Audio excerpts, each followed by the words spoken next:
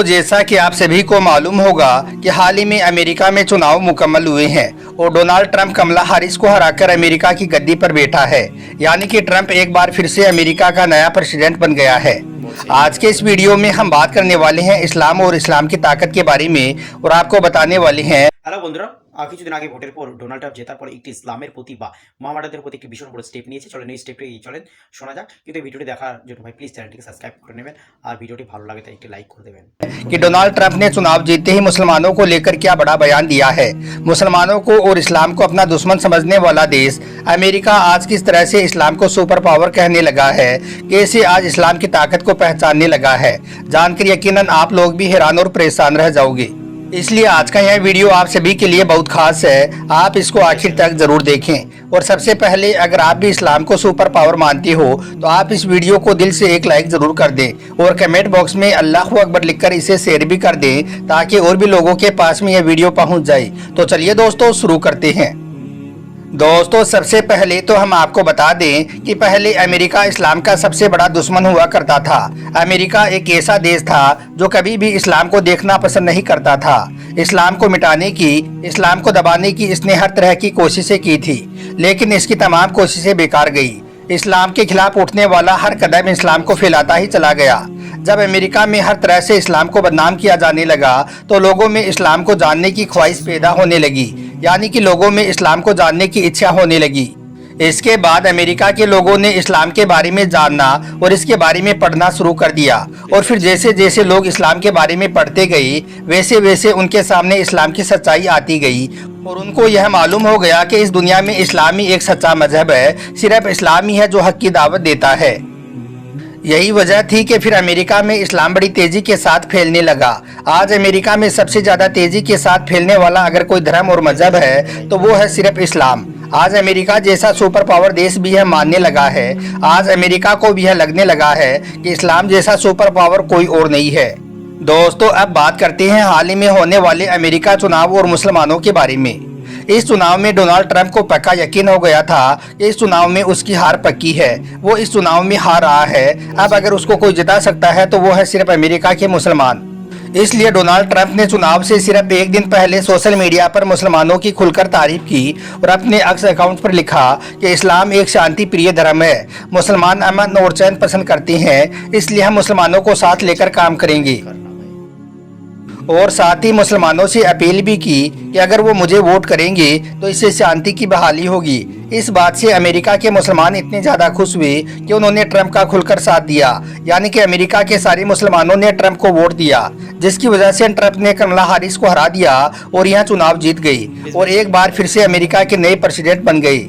इसके बाद Donald Trump ने जैसे यह चुनाव जीता तो उन्होंने अपने पहले भाषण में मुसलमानों का शुक्रिया अदा किया और कहा कि अगर मुसलमान उसे वोट ना करती, अगर मुसलमान उसका साथ ना देती तो वो कभी भी चुनाव नहीं जीत सकता था। और यही नहीं, इसके बाद डोनाल्ड ट्रंप ने इस्लाम की भी खूब तारीफ की। और दोस्तों सिर्फ अमेरिका ही नहीं बल्कि ब्रिटेन सरकार ने हाल ही में यह फैसला लिया है कि ब्रिटेन में जुम्मे का खुतबा और अजान की आवाज़ हर जुम्मे के दिन रेडियो पर प्रसारित की जाएगी ताकि पूरा देश उनको सुन सके। हम आपको बता दें कि ऐसा ब्रिटेन में पहली बार हुआ है। इसी तरह से जर्मनी में भी पहली बार लाउड स्पीकर पर अजान दी गई है, जिसको सुनने के लिए लोगों की काफ़ी भीड़ जमा हो गई थी। कहने का मतलब ये है कि पूरे यूरोप में लोग इस्लाम से काफ़ी मुतासिर हो रही हैं और इस्लाम में दाखिल भी हो रही हैं, यानी कि पूरे यूरोप में इस्लाम बड़ी तेज़ी के साथ में फैल रहा है। और ख़ास करके अमेरिका में अमेरिका में इस्लाम कबूल करने वालों में बड़ी तेज़ी के साथ इजाफा हो रहा है। अभी हाल ही में अमेरिका के एक चर्च में अजान भी दी गई थी, जिसे आपने भी सोशल मीडिया के जरिए से ज़रूर सुना या देखा होगा।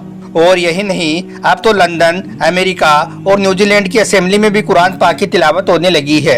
और जहां पर अजान को बैन किया गया था, यानी कि जहां पर अजान पर पाबंदी लगाई गई थी, वहां पर अब अजान देने का सिलसिला भी शुरू हो चुका है। यहाँ तक कि वहां के कई वैज्ञानिक भी इस्लाम की तालीम को सच साबित कर चुके हैं। दोस्तों इसी तरह से रशिया में 1913 ईस्वी में 15,000 मस्जिदें थी, मगर उस दौर में वहाँ की हुकूमत ने इस्लाम और इस्लाम को मानने वाले लोगों को लगातार खत्म करने की कोशिश की थी। इसी वजह से सोवियत यूनियन के दौर में सिर्फ 94 मस्जिद ही बाकी रह गई थी, यानी कि बाकी मस्जिदों को या तो शहीद कर दिया गया था या फिर डांस बार में तब्दील कर दिया गया था या फिर उन मस्जिदों पर ताला लगा दिया गया था। अब आप सोचेंगे कि इतने जुल्म के बाद तो रसिया में इस्लाम पूरी तरह से खत्म हो गया होगा, मगर हम आपको बता दें कि इतना जुल्म सहने के बाद शायद ही दुनिया में कोई दूसरी कौम होगी जो दोबारा खड़ी हो सके। लेकिन कहा जाता है कि इस्लाम वो पौधा है जिसको जितना काटोगे यह उतना ही ज्यादा फलता फूलता जाएगा, यह उतना ही ज्यादा हरा भरा होता जाएगा। इसी बात का गवाह बनी है आज रसिया की बड़ी बड़ी और खूबसूरत मस्जिदें। आज रसिया ने भी यह मान लिया है कि तरक्की इस्लाम को ख़त्म करके नहीं बल्कि इस्लाम को गले लगाकर की जा सकती है। अल्लाह के करम से आज रसिया में तकरीबन 8000 मस्जिदें हैं और मौजूदा वक्त में मुसलमानों की आबादी 2 करोड़ 80 लाख तक पहुंच गई है। दोस्तों याद रखें, अल्लाह ताला ने इस्लाम में वो लचक रखी है कि इसे जितना दबाया जाएगा यह उतना ही ज़्यादा बढ़ता जाएगा। और आज अमेरिका जिन हालातों से गुजर रहा है उसको देखते हुए यहाँ तक कहा जा सकता है कि अब अमेरिका पहले जैसा सुपर पावर नहीं रहेगा। और साथ ही अमेरिका में इस्लाम का बढ़ता क्रेज भी इस बात की ओर इशारा कर रहा है कि आने वाले वक्त में अमेरिका पर सिर्फ इस्लाम का ही राज होगा। और सिर्फ अमेरिका ही नहीं बल्कि पूरे यूरोप पर इस्लाम छा जाएगा। याद रखेंगे, इस्लाम था, इस्लाम है और इंशाअल्लाह इस्लाम हमेशा रहेगा।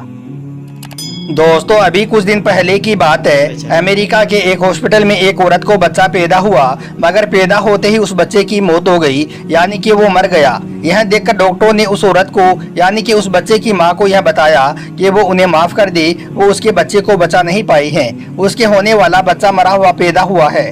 तो यह सुनकर वो माँ तड़प उठी, उसकी आंखों से आंसू जारी हो गई। फिर वो चीख मार मार कर रोने लगी और कहने लगी कि नहीं, यह नहीं हो सकता है, मेरा बच्चा मरा नहीं है बल्कि मेरा बच्चा जिंदा है।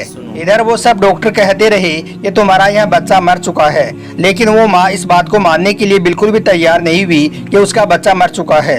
आखिरकार फिर उस बच्चे की मां ने लोगों से पूछा कि यहाँ पास में कोई मस्जिद है, तो लोगों ने बताया कि हाँ यहाँ करीब में ही एक मस्जिद है। तो फिर उस बच्चे की मां ने कहा कि जरा उस मस्जिद के मौजिन को बुला दो ताकि वो मेरे बच्चे के कान में अजान पढ़ दे।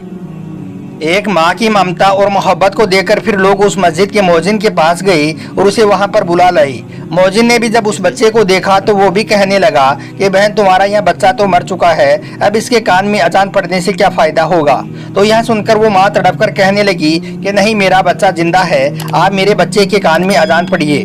खैर उस मौजिन ने भी एक माँ का दिल रखने के लिए उस मरे हुए बच्चे के कान में अजान पढ़ना शुरू कर दिया। लेकिन जैसे ही मौजिन ने अजान में कहा अशहदु अन्ना मुहम्मदुर रसूलुल्लाह, वैसे ही उस बच्चे के जिस्म में हरकत होना शुरू हो गई।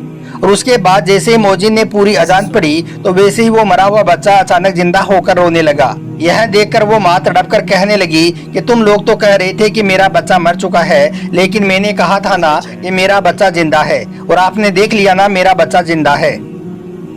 जब डॉक्टरों ने अल्लाह के इस करिश्मे को देखा तो वो भी हैरान रह गई और वो मजबूर होकर कहने लगी कि जब एक अजान में इतनी ज्यादा ताकत है, जब अजान की आवाज़ सुनकर एक मरा हुआ बच्चा जिंदा हो सकता है, तो फिर जिसने अजान को बनाया है, जिसने इस तमाम जहान को पैदा किया है, उस खुदा के पास में कितनी ज्यादा ताकत होगी। उसके बाद अल्लाह के इस करिश्मे को देखकर वहाँ पर मौजूद तमाम डॉक्टर उस मस्जिद में गई और कलमा पढ़कर वो सबके सब मुसलमान हो गई। तो दोस्तों देखा आपने अजान का पावर और एक माँ की दुआ का असर, एक मरा हुआ बच्चा भी अल्लाह की कुदरत से जिंदा हो गया।